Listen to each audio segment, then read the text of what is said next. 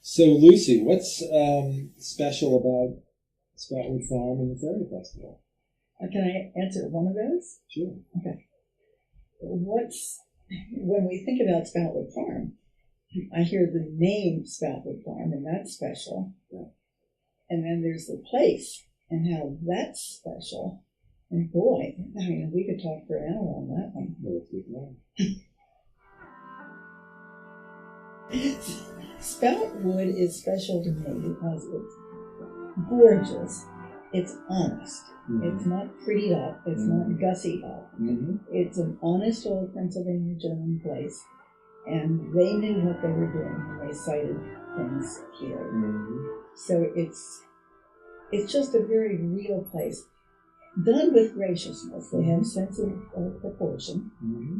But it's just beautiful and how it relates to nature. Mm-hmm. And they knew how to use nature. They knew how to use the sun and the seasons. Mm-hmm. And it's taught me so much being here.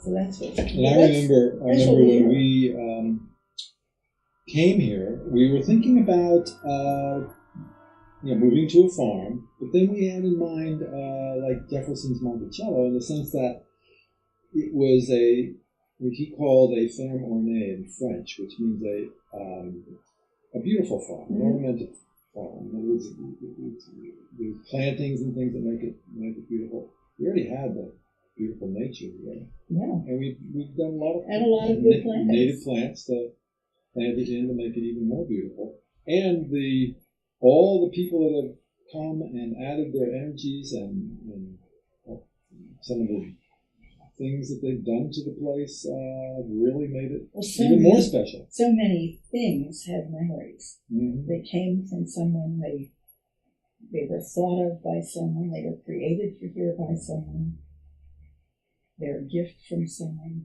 Mm-hmm. And the first time we set eyes on the place, you saw it first. Yes, I did. And then you had to cajole me into coming out here, because I wanted to sit and read the paper on that Sunday morning. You said, are we looking for a farm or not? By then it was Sunday afternoon, and it was a rainy, yucky, cold day. But when we got out here, we saw how incredibly wonderful the place was. I know, right? And we went up top, looked out over the whole place, even over to the neighboring farm and pond and all that, and said, oh my God, this place is wonderful. We have to make a bid on this. And right now, you said. Yeah. Oh my God. Yeah. Let's go down there. Because we had already seen that the price had dropped. Yeah. That's why we came up. And so then we came down here and from up top and said, well, who's going to take care of all this? Who's going to mow it? Who's going to keep all this together? We had a row house backyard in Baltimore, and now this was a 26-acre farm. That's a little different. And foolish me said, well, I could learn to drive a tractor. I've never done that yet. We may still get you on a tractor. Not likely. No.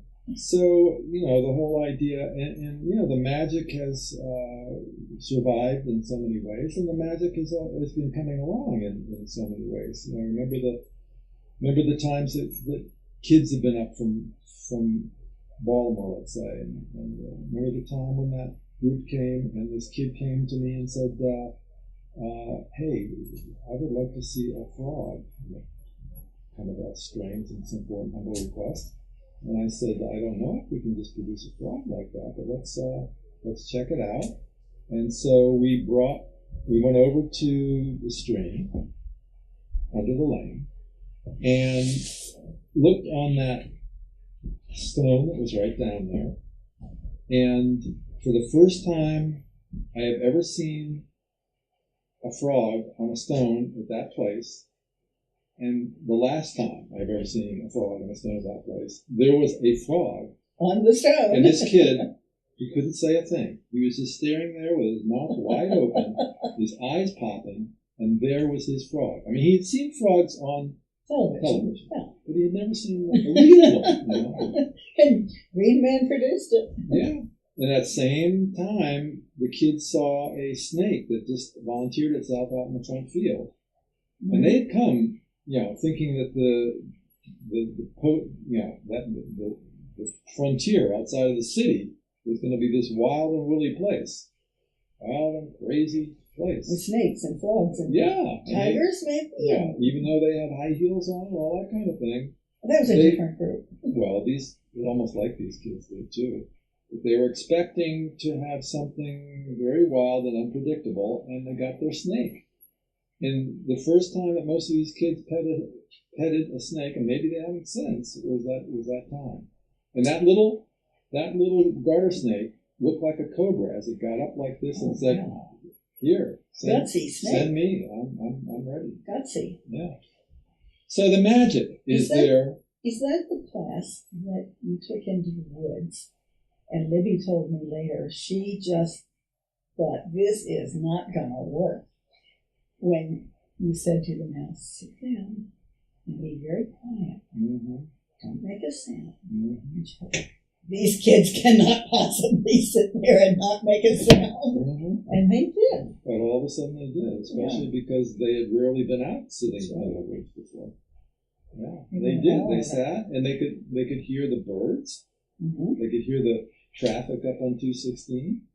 They could hear the movement of the branches and the leaves. So it was a whole different world to them. Yeah. So that's a lot of, we talk about the magic of the place. Well, to me, awe, and that's part of what you're getting at here, awe at something you don't know how to respond to. It's bigger than you know. Mm-hmm. And to me, awe is a big part of what we're all about. Mm-hmm.